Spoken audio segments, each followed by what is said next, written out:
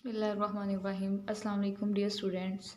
Last time हमने exercise 1.6 का question number 2 discuss किया था और आज हम इसी एक्सरसाइज का क्वेश्चन नंबर 3 मतलब पार्ट 3 जो है क्वेश्चन 1 का डिस्कस करेंगे। पहले हम इसको मैट्रिक्स इनवर्टर मेथड से सॉल्व करेंगे। क्वेश्चन हमारे पास गिवन है 4x + 2y = 8 और 3x - y = -1। ये हमारे पास दो इक्वेशंस हैं, लीनियर इक्वेशंस हैं। जो हमारे पास मैट्रिक्स इनवर्टर मेथड होता है उसको हम AX = B से डिनोट करते हैं, मतलब ये फार्मूला यूज़ करते हैं। ए हमारे पास क्या मैट्रिक्स आता है, ए हमारे पास होता है ये जो एक्स और वाई के दोनों इक्वेशंस में जो कोएफिशिएंट्स होते हैं वो ए में आ जाते हैं। पहले कोएफिशिएंट है एक्स का आ रहा 4 और बाद में आ रहा है एक्स का कोएफिशिएंट 3। पहले टू का कोएफिशिएंट वाई का कोएफिशिएंट 2 है और वाई का -1 है। देन ये हमारे पास ए मैट्रिक्स बन गया। उसके बाद हम एक्स मैट्रिक्स में आते हैं। एक्स मैट्रिक्स में वो वेरिएबल्स आते हैं जो हम इन इक्वेशंस में इंक्लूड होते हैं, जिनकी वैल्यूज़ हमने निकालनी होती है। यहाँ पे एक्स और वाई है, ये आ जाएंगे एक्स और वाई। देन बी हमारे पास होता है और बी क्या होता है हमारे पास, ये जो इक्वल के राइट साइड में हमारे पास वैल्यूज़ होती हैं ये हमारे पास बी होता है। जिस तरह यहाँ पे 8 और -1 है। ये हमारे पास मैट्रिसेस आ गए हैं। फॉर्मूला AX = B होता है। एक्स की वैल्यूज़ फाइंड करनी है, एक्स इधर आ जाएगा और ए जो है उधर जाके इन्वर्स हो जाएगा। ए उधर मल्टीप्लाई हो रहा है तो इधर आके उसे डिवाइड होगा। डिवाइड जब ऐसे होता है तो ए की पावर 1 है तो हम इसको ए की पावर -1 लिख सकते हैं ऊपर लेके जाके। तो यही काम किया, यहाँ पे ए इनवर्स ऑफ बी लिख दिया है। उसके बाद नेक्स्ट हम लोग देखें अगर तो हमारे पास ए मैट्रिक्स है, एक्स है, बी है, लेकिन हमारे पास ए इनवर्स नहीं है। लेकिन ए इनवर्स का हमने पीछे फॉर्मूला पढ़ा था कि हम ए इनवर्स फाइंड कर सकते हैं जब हमारे पास ए का डिटर्मिनेंट हो और साथ में मल्टीप्लाई हो रहा हो एडजॉइंट ऑफ ए। तो ए डिटर्मिनेंट हमारे पास ए मैट्रिक्स है, हम वहाँ से ए डिटर्मिनेंट निकाल सकते हैं। ए डिटर्मिनेंट स्ट्रेट लाइन से डिनोट करते हैं। 4 2 3 -1 है। इसका हम लोग जो डिटर्मिनेंट है वो नेक्स्ट लिख लेते हैं। डिटर्मिनेंट का फॉर्मूला होता है कि हमने मेन डायगोनल की एंट्रीज को मल्टीप्लाई करना है। मेन डायगोनल में 4 और -1 है, दरमियान में हमेशा माइनस आता है और सेकेंडरी डायगोनल की एंट्रीज मल्टीप्लाई होती हैं 3 और 2। यहाँ पे आ गया -4 और यहाँ पे आ गया 6। इसको सिंप्लीफाई करेंगे तो -10 हमारे पास आ गया ए डिटर्मिनेंट का आंसर। नेक्स्ट चलते हैं। नेक्स्ट हमें चाहिए फार्मूले में इन्वर्स के फार्मूले में एडजॉइंट ऑफ ए चाहिए। ए हमारे पास मैट्रिक्स गिवन है। एडजॉइंट लेते वक्त हम क्या करते हैं, जो मेन डायगोनल की एंट्रीज होती हैं उनकी जगह चेंज कर देते हैं। मेन डायगोनल में 4 -1 है, हम -1 4 कर देते हैं और जो सेकेंडरी डायगोनल की एंट्रीज होती हैं उनके साइन चेंज करते हैं। दोनों के साथ प्लस है तो हम इन दोनों के साथ माइनस लगा देंगे, साइन चेंज हो गए। ये हमारे पास एडजॉइंट ऑफ ए आ गया। ए इनवर्स अब हम यहाँ से निकाल सकते हैं क्योंकि हमारे फार्मूले में जो भी रिक्वायर्ड चीज़ें हैं वो हमें मिल चुकी हैं। 1 डिवाइड्स बाय ए डिटर्मिनेंट। ए डिटर्मिनेंट में -10 आ रहा है वो हमने लिख लिया और मल्टीप्लाई हो रहा है adjoint of A. Adjoint of A matrix है -1 -2 -3 और 4। -1/10 जब इस तरह ये वैसे एक स्केलर ही है, जब ये इस तरह हमें दिखाई दे रहा होता है तो हम क्या करते हैं, उसको जब अंदर मल्टीप्लाई करते हैं तो वो हर एलिमेंट के साथ जाके मल्टीप्लाई होता है। -1/10 -1 से मल्टीप्लाई होगा, -3 से मल्टीप्लाई होगा, -1/10। इसी तरह -2 मल्टीप्लाई बाय -1/10 और 4 मल्टीप्लाई बाय -1/10। ये आ गया हमारे पास। नेक्स्ट हम लोग क्या करेंगे, अब इनको मल्टीप्लाई कर देते हैं। -1 मल्टीप्लाई हुआ, -1 से माइनस माइनस प्लस हो गया, 1/10 आ गया। इसी तरह 3/10 आ जाएगा, माइनस माइनस प्लस हो जाएगा, यहाँ पे माइनस माइनस प्लस हो गया, 2/10 आ गया और यहाँ पे -4/10 आ गया क्योंकि 4 के साथ प्लस साइन था, माइनस साइन नहीं था। ये हमारे पास इक्वल आ रहा है ए इनवर्स के। ए इनवर्स हमारे पास आ गया 1/10। अगर ये कटिंग हो रही है किसी टेबल पे तो कट कर देते हैं, 1/10 तो एज इट इज़ आ गया। 3 के टेबल पे भी 10 नहीं कट हो रहा तो 3/10 आ गया।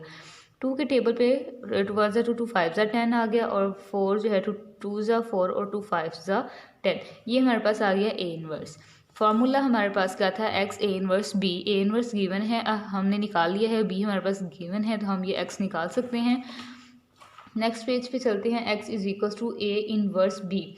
यहाँ पे अब हम वैल्यूज़ लिख लेते हैं। ए इनवर्स हमारे पास आया था 1/10, 3/10, 1/5 और -2/5 और बी मैट्रिक्स हमारे पास था 1/5, अच्छा 8 -1। अब हम करेंगे इनको मल्टीप्लाई। मल्टीप्लाई कराने का क्या मेथड होता है, एक्स एज इट इज़ आ जाएगा, ठीक है। मल्टीप्लाई कराने का मेथड होता है कि फर्स्ट रो फर्स्ट कॉलम के साथ मल्टीप्लाई होगी। 1/10 multiply by 8 plus 1/5 multiply by -1। First second row first column 3/10 multiply by 8 प्लस -2/5 मल्टीप्लाई बाय -1, ये आ गया। इसको सिंप्लीफाई करेंगे तो 8/10 8 1 से मल्टीप्लाई हुआ, 8 1 सा 1 और 10 डिवाइड्स में वैसे ही आ गया।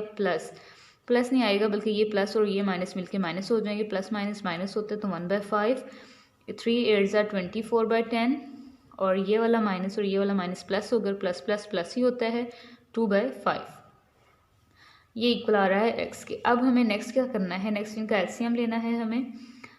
इसका एलसीएम आगे 10 के टेबल में 10 1 ज़ार आता है तो 1 8 ज़ार 8, माइनस 5 के टेबल में 10 2 ज़ार आता है तो 2 ऊपर जाके 1 से मल्टीप्लाई हो गया, 2 1 ज़ार 2, नीचे भी आ गया 10 के टेबल में 10 1 ज़ार तो 1 मल्टीप्लाई बाय 24 प्लस 5 के टेबल में 10 2 ज़ार 2 2 ज़ार 4, 2 पर 2 के साथ मल्टीप्लाई हुआ तो 4 आ गया। नेक्स्ट एक्स इक्वल हमारे किसके आ रहा है, 8 - 2 6/10 24 और 28/10। ये अगर एक टेबल पे कटिंग हो रहा है तो हम इसको कटिंग कर लेंगे, 2 3 ज़ार 6 और 2 5 ज़ार 10। इसी तरह ये 2 1 ज़ार 2 2 4 ज़ार 8 और 2 5 ज़ार 10। ये हमारे पास आगे ये एक्स हमारे पास क्या होता है, एक्स मैट्रिक्स क्या होता है हमारे पास, एक्स वाई मैट्रिक्स होता है। तो अगर हम इस एक्स की जगह पे यहाँ पे हम इस x की जगह पे एक्स वाई मैट्रिक्स लिख लें और एक्स वाई मैट्रिक्स किसके इक्वल आ रहा है, 3/5 और 14/5 के। तो इट्स मीन कि x की वैल्यू हमारे पास 3/5 होगी और y की वैल्यू हमारे पास 14/5 होगी। तो हम यहाँ पे ऐसे भी लिख सकते हैं 3/5x और y इक्वल है 14/5। यहाँ तक हमारा हो जाता है इन्वर्जन मेथड कंप्लीट। नेक्स्ट हम देखते हैं क्रैमर रूल जी। तो नेक्स्ट हमारे पास है सेकेंड मेथड क्रैमर रूल। इस मेथड से जब हम इसको सॉल्व करते हैं तो हम x की वैल्यू निकालने के लिए हमें ax का डिटर्मिनेंट डिवाइड्स में a का डिटर्मिनेंट चाहिए होता है और y की वैल्यू निकालने के लिए हमारे पास ay का डिटर्मिनेंट ओवर a का डिटर्मिनेंट होना चाहिए। तो यहाँ से हमारे पास जिस तरह पिछले मेथड में हम a निकालते थे, ये जो x y के कोएफिशिएंट्स होते हैं वही हमारे a b c d होते हैं। x अगर x का कोएफिशिएंट 4 है और 3 है तो ये ऊपर नीचे आ गया इसी तरह, और यहाँ पे y का कोएफिशिएंट 2 है और -1 है, ये हमारे पास आ गया a।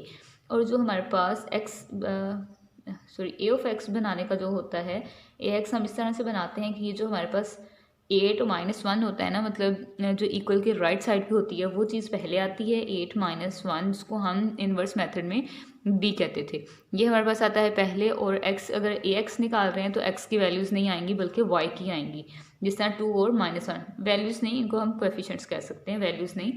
और ay निकालने के लिए हम लोग ax निकालने के लिए हम लोग ये b रखते थे पहले, जिसको 8 - 1 हम कह सकते हैं, b हम पहले रखते थे। लेकिन ay में हम b पहले नहीं रखेंगे बल्कि x की वैल्यूज x के कोएफिशिएंट्स पहले रखेंगे, जिस तरह यहाँ पे कोएफिशिएंट है 4 और 3, बाद में हम b रखेंगे। ये होता है ax और ay निकालने का तरीका। दोबारा से बताती हूँ ax कैसे निकालते हैं। पहले हमारे पास आता है b मैट्रिक्स, मतलब b हम पिछले मेथड में 8 और -1 को कहते रहे हैं, जो इक्वल के राइट साइड में होता है वो हमारे पास b होता है। पहले आता है b, उसके बाद ax है तो इसका मतलब है फिर y के कोएफिशिएंट्स आएंगे, वो होते हैं बाद में आते हैं। और जब हमने ay निकालना होता है तो हमारे पास पहले x के कोएफिशिएंट्स आते हैं, बाद में हमारे पास b आता है। अच्छा, तो फार्मूले में हमें a डिटर्मिनेंट चाहिए होता है, a डिटर्मिनेंट निकालते हैं 4 2 3 -1, जो के इक्वल किसके आएगा, मेन डायगोनल की एंट्रीज मल्टीप्लाई होंगी 4 और 1, 4 -1 मल्टीप्लाई हुए, दरमियान में हमेशा माइनस ही आता है, और सेकेंडरी डायगोनल की एंट्रीज मल्टीप्लाई होंगी 3 मल्टीप्लाई होगा 2 से, -4 और 3 2 6 -6 आ गया, ये हमारे पास आ गया -10। इसी तरह हमें चाहिए ax का कोएफिशिएंट, ax का डिटर्मिनेंट, वो हम यहाँ पे निकाल लेते हैं, स्ट्रेट लाइन से डिनोट करते हैं, वो लिख देते हैं। और मेन डायगोनल की एंट्रीज मल्टीप्लाई होंगी पहले 8 और -1, दरमियान में हमेशा साइन माइनस आता है, और सेकेंडरी डायगोनल की एंट्रीज 2 और -1 मल्टीप्लाई होंगी, -8, ये वाला माइनस इस माइनस से मिला तो क्या आ जाएगा +2 इक्वल्स टू आ जाएगा -8 + 2 -6, ये हमारे पास आ जाएगी ax के डिटर्मिनेंट की वैल्यू, और ये हमारे पास थी a डिटर्मिनेंट की। इसी तरह हम यहाँ से निकाल लेंगे ay का डिटर्मिनेंट। ए वाई डिटर्मिनेंट को भी स्ट्रेट लाइन से डिनोट करेंगे 4, 8, 3 और -1। जो डिटर्मिनेंट निकालने का फॉर्मूला होता है वो मेन डायगोनल की एंट्रीज़ को मल्टीप्लाई करना। मेन डायगोनल की एंट्रीज़ हैं 4 और -1 और दरमियान में हमेशा माइनस आता है, और सेकेंडरी डायगोनल की एंट्रीज़ को मल्टीप्लाई करना जो कि 3 और 8 हैं। यहाँ पे आ गया -4 और -3 8 ज़ा 24, ये माइनस हुए तो -28 आंसर आ गया हमारे पास ए वाई के डिटर्मिनेंट का। ठीक हो गया। नेक्स्ट अब हम फार्मूला से लगाएंगे simple x is equal to X की वैल्यू निकालने के लिए हम ए एक्स का डिटर्मिनेंट ओवर ए का डिटर्मिनेंट लेते हैं। ए एक्स का डिटर्मिनेंट है हमारे पास -6 और ए का डिटर्मिनेंट है हमारे पास -10। इसी तरह अगर हम y की वैल्यू निकालें तो हमारे पास ऊपर होता है ए वाई का डिटर्मिनेंट डिवाइड्स में ए का डिटर्मिनेंट। ए वाई हमारे पास ए वाई का डिटर्मिनेंट है -28 और ए का डिटर्मिनेंट है -10। माइनस माइनस से कैंसिल हुआ, 2 3 ज़ा 6 और 2 5 ज़ा 10। जो x है वो हमारे पास आ गया 3/5। और यहाँ से y की वैल्यू क्या आएगी, 2 1 ज़ा 2, 2 4 ज़ा 8 और 2 5 ज़ा 10। माइनस माइनस से कैंसिल हुआ, 14/5 हमारे पास आ गई y की वैल्यू। तो अगर हम पिछला मेथड देखें, पिछले मेथड में हमारे पास क्या सोल्यूशन आया था। हाँ, तो पिछले मेथड में भी हमारे पास 3/5 ही आया था और y की वैल्यू 14/5 ही आई थी। दोनों इक्वल आ गए, इसका मतलब हमारा आंसर ठीक है। आज के लिए इतना ही। नेक्स्ट टाइम इंशाल्लाह हम क्वेश्चन का 4 पार्ट करेंगे।